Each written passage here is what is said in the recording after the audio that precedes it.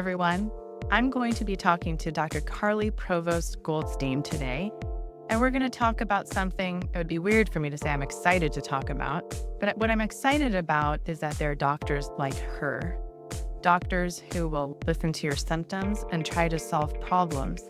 And she's an endometriosis expert, she's a surgeon, and she performs fertility restorative surgeries. She practiced outside of New York, and really looking forward to having her share a lot of her wisdom with us. Hi, Karli, how are you? Can you just share a little bit about yourself?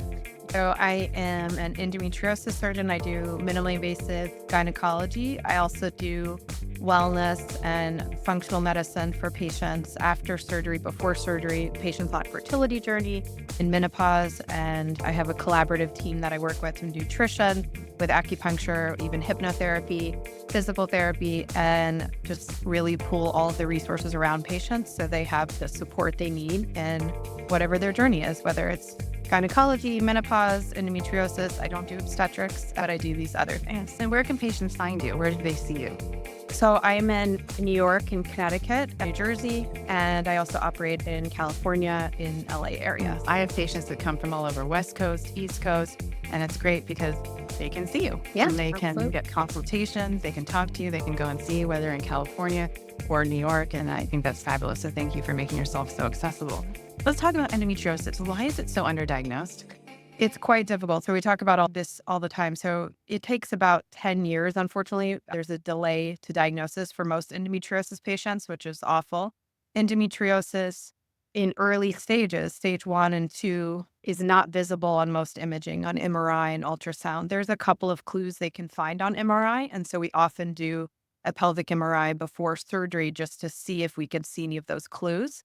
But most endometriosis that is in its early stages will not be seen on imaging. And so it's very difficult without having any real tests to point to before doing a surgery. And so most gynecologists or OBGYNs that are seeing patients will say, well, you may have endometriosis, you likely do with your symptoms.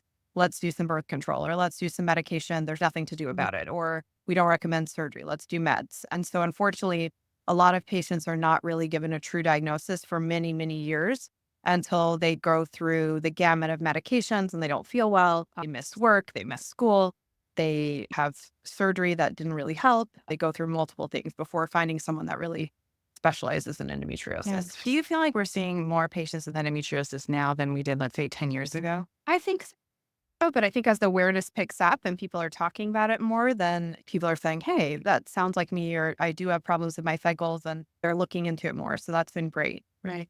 I think what's frustrating for me is sometimes patients, they report their symptoms, they go to someone who they think's an expert, and that person's not really guiding them in the best way, or they have surgery, for example, with someone who is not an excision surgeon and they're not getting the right kind of surgery. Can you talk about how can patients look out for themselves? How do they know if the person that they're seeing is really the right provider?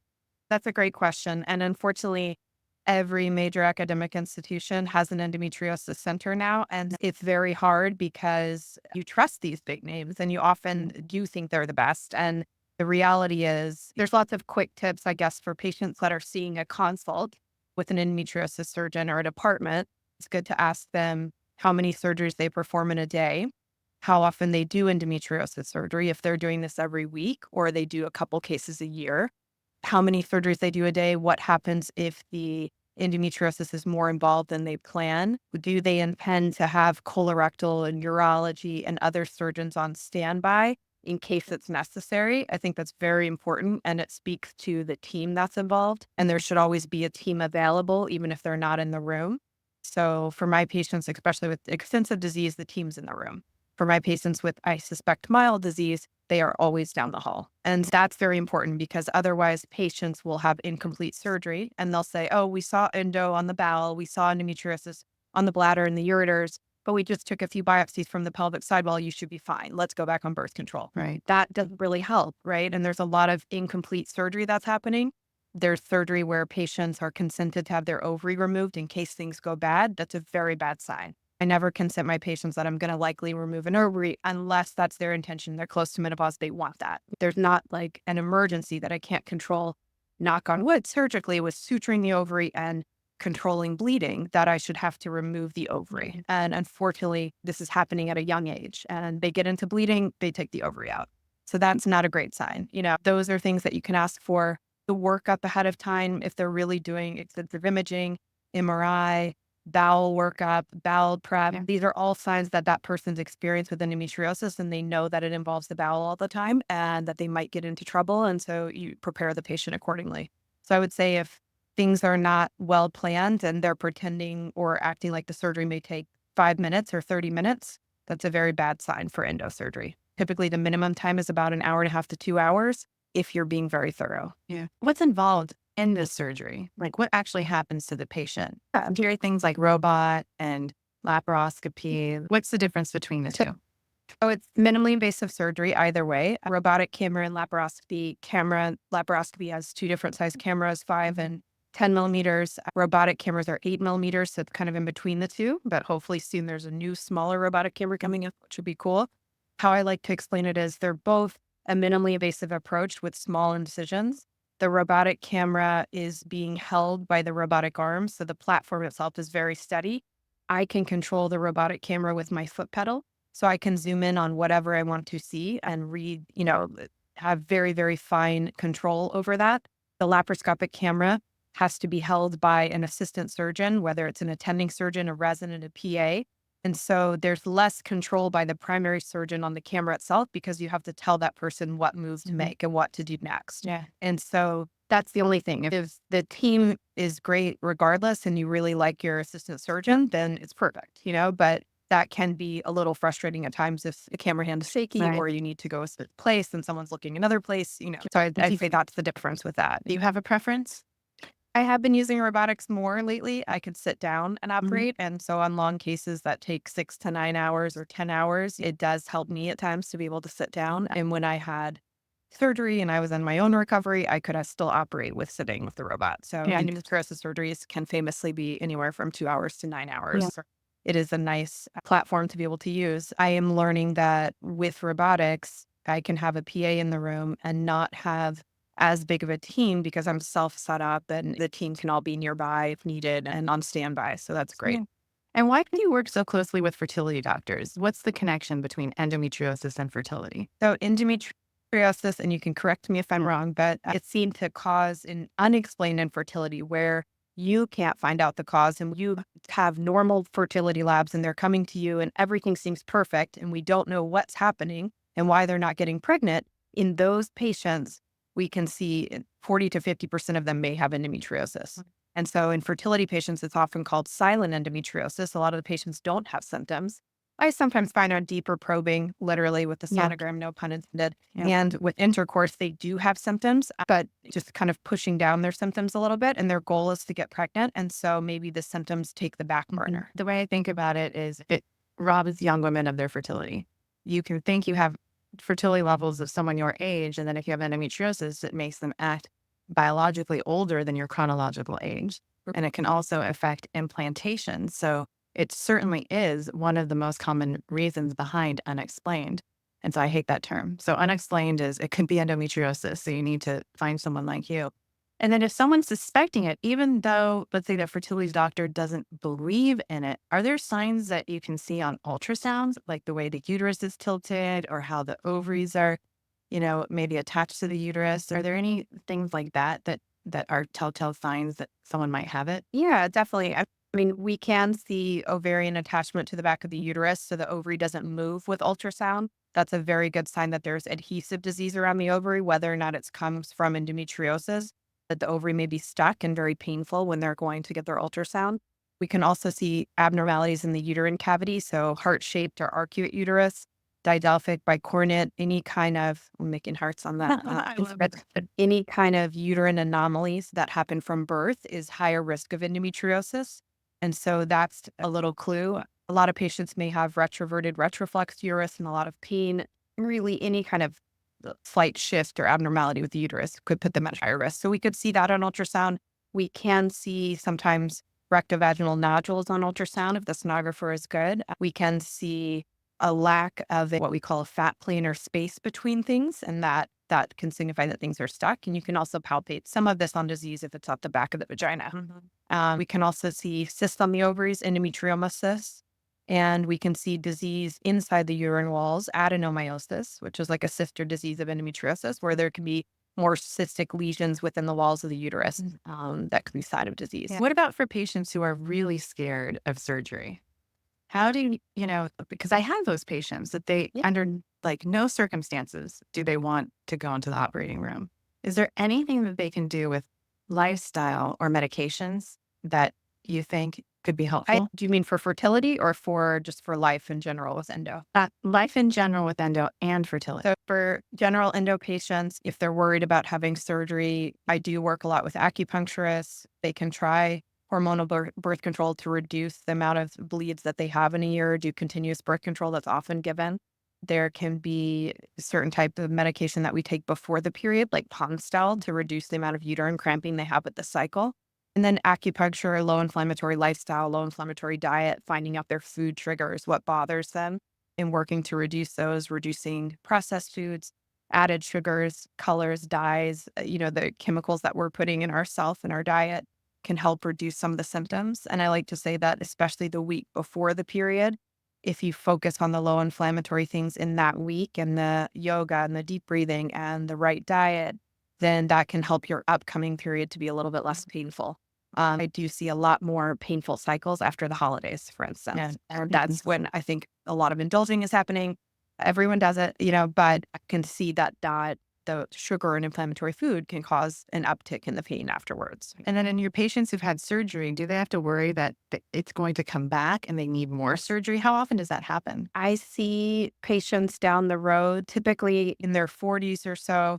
By that point, if they come back, typically they're coming back for the uterus itself. And if I come back and I do a hysterectomy for someone that's already been through their fertility years, they're done having periods, they've had their kids or decided not to have them, at that point, when I go back and do a hysterectomy, I find very little recurrence of endometriosis, maybe 1 or 2 new spots. So the overall recurrence is quite low.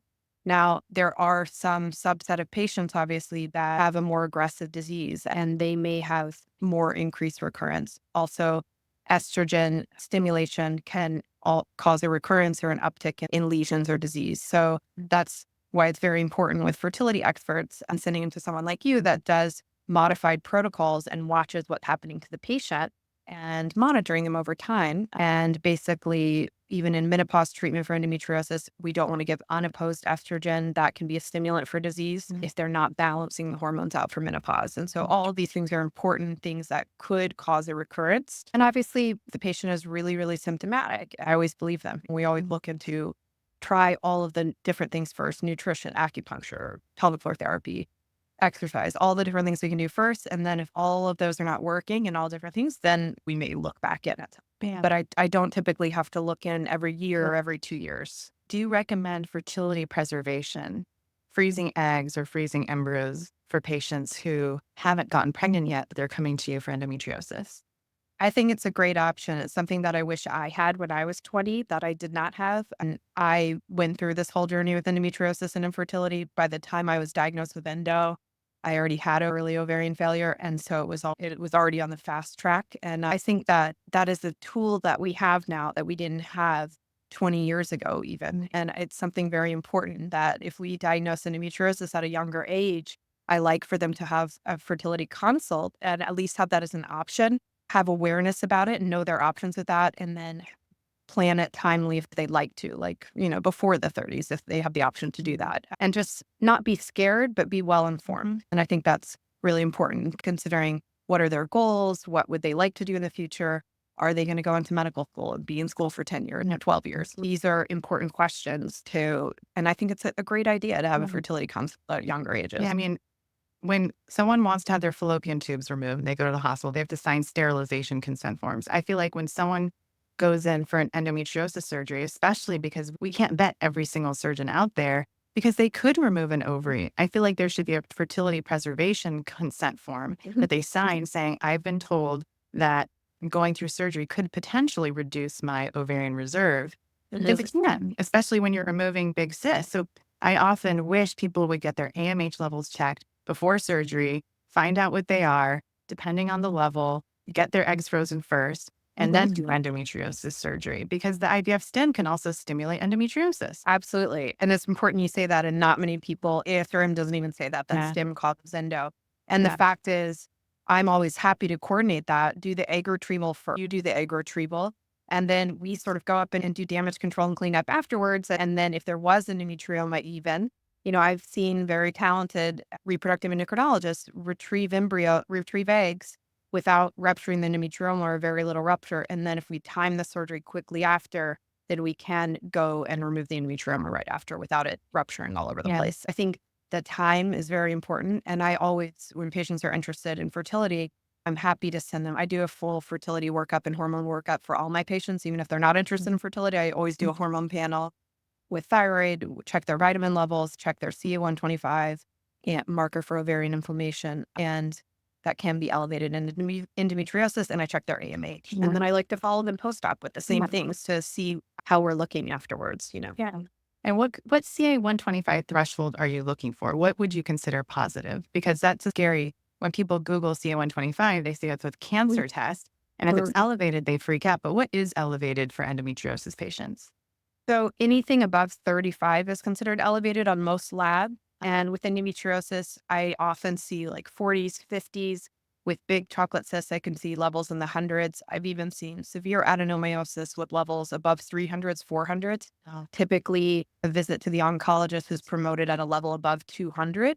But I have seen plenty of endometriosis cases where the levels are close to that or near it or even above it, and it's all endo and adenomas. And I'm happy to always collaborate with the GYN oncologist, send them for a consult, and let them say, I'll be nearby if you need me, but this looks like endo. And then everybody's reassured, and then we do the case and move on if needed, or do it joint in conjunction with them as if necessary too. And is there anything genetic about endometriosis? Like if my mom had it, am I at higher risk of having it too? Yes. So we think that in twin studies, there can be about 50% chance that the daughter or offspring would have endometriosis if mother had it. We also see it closely related in aunts and cousins and other family members. So if the patient has a family history or someone says, oh, my mom had a hysterectomy. I don't know if it was endo, but her periods were terrible. My grandmother did. Everybody in my family had their uterus out. That's a big sign, that something was going on. Or a history of miscarriage, history of infertility, trouble with pregnancy, when difficult, complicated pregnancies. Those all can be signs of endometriosis in the family. Yeah. And I just want to be clear, if you have endometriosis, it does not mean you cannot get pregnant, because there are people with severe disease who are able to get pregnant. Can you tell us a little bit about that? Yeah. And that's what I always want to be clear with patients. Just because we have severe disease or very low AMH or something, it doesn't mean it's impossible, right? There are many patients that will get pregnant with endometriosis and carry to term and deliver with an uncomplicated, healthy delivery, and they'll be okay. And so we can't say that because you have endometriosis, you're doomed. We don't need to say that, we don't need to scare people into surgery just saying things like that. But I certainly think it is a cause for thinking further about the situation, having the fertility workup and knowing all their options and just being more informed about everything. Let's talk about the fallopian tubes a little bit and what endometriosis can do to the tubes. Because when my patients have tubal factor, I don't think that they got that from chlamydia. I think it's most likely scarring maybe from endometriosis. And then there's also this connection between endometriosis and ovarian cancer that I don't think people really know enough about. And I don't think OBGYNs, when they do an endometriosis surgery, they're saying, hey, listen, when you're done having kids, be sure to remove your fallopian tubes to reduce your risk of ovarian cancer. Can you talk about that a little bit, the role of the fallopian tubes, and then a little bit about ovarian cancer? Yeah, absolutely. So with endometriosis, I have seen fallopian tubes where for a fertility patient comes, they have a hydrosalpinx or fluid-filled fallopian tube.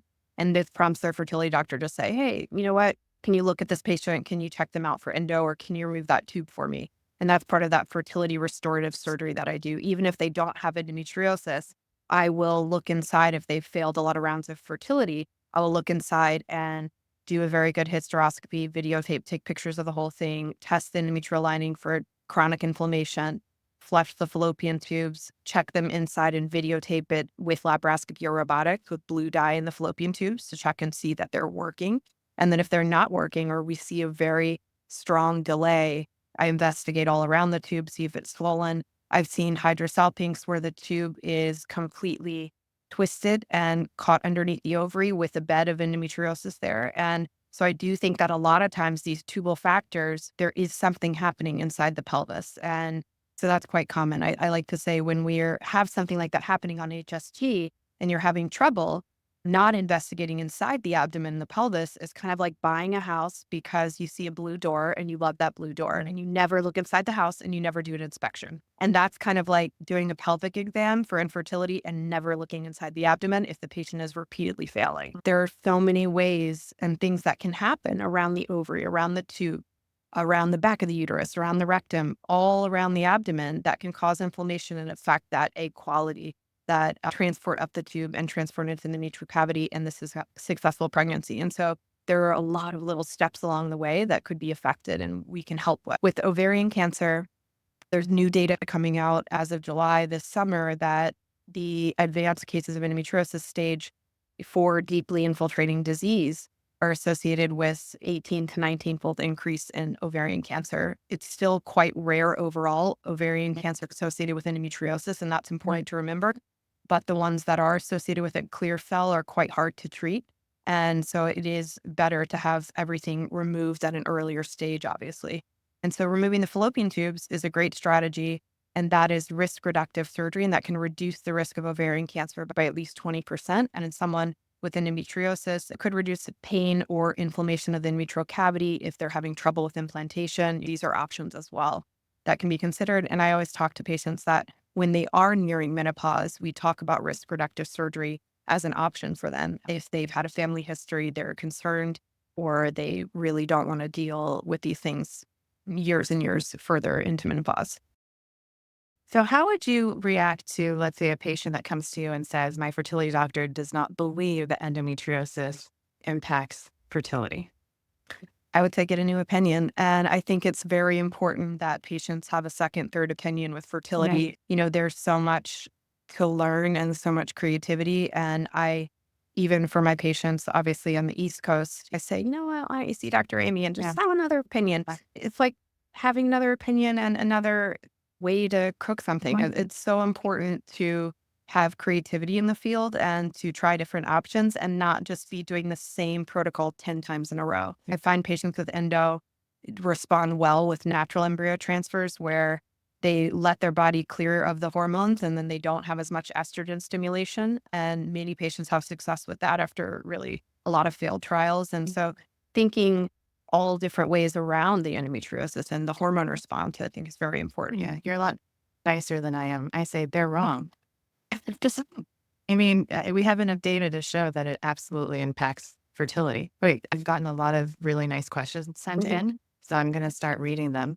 Someone's just saying, I just finished letrozole depilupron a month ago. Period has not come. Doctor prescribed Provera. Finished 5 days ago. Still no period. I'm scared it's not coming back. Thoughts? What I would say there is that I don't know what you're waiting for in terms of the period. So if your goal is getting to a frozen embryo transfer, you don't need to wait for a period. You can just go right into your transfer prep, either doing a controlled cycle. I also prefer a modified natural cycle, but I don't need to wait for a period because waiting for a period can take a really long time, don't you think? Absolutely. And they can always do a sonogram and check if the lining is actually thickened or the lining is thin and they're still suppressed by those, then, that gives a clear answer that there's nothing really to worry about. The lining is still suppressed and it's still thin. Exactly.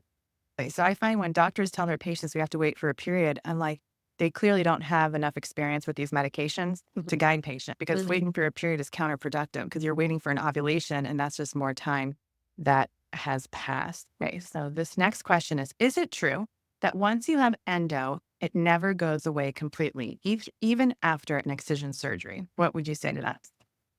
I would say it's not necessarily true. It depends on the surgery that you have. And if you really try to get to the root of all of the disease, I'm a very good example. I've had a lot of endo surgery myself. I did years of IVF and years of infertility treatments.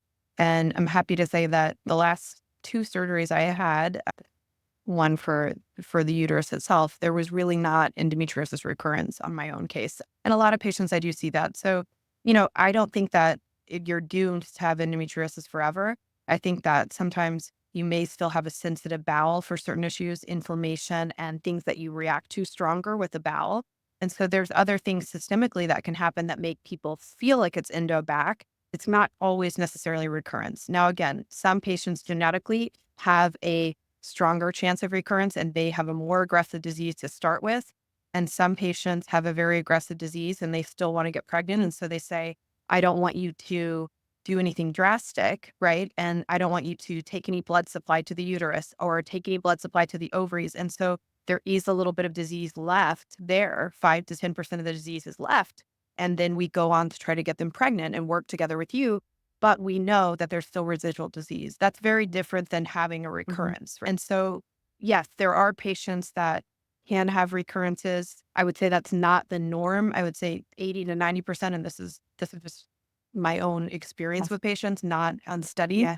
Most of the patients I see do not have a big recurrence, but there are some patients that have very, very deeply infiltrative disease into the rectum, the posterior vagina, the other organ systems that probably, I think, being totally honest, they probably have some residual small disease somewhere that is stimulated.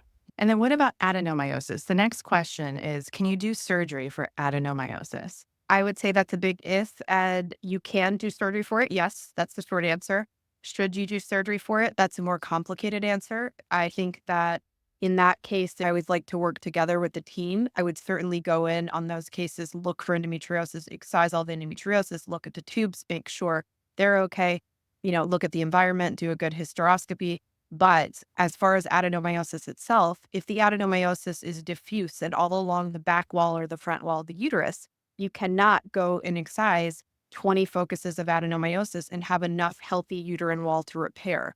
And so there's always a risk versus benefit for adenomyosis surgery.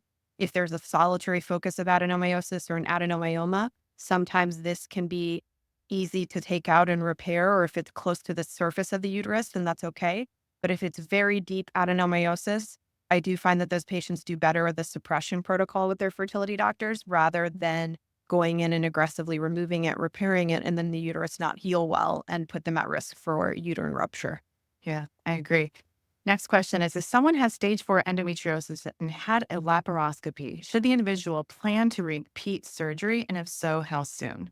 If they had stage 4 endo and they had a laparoscopy, Yeah, and they had it removed. Should they plan on, one day I'll need another surgery?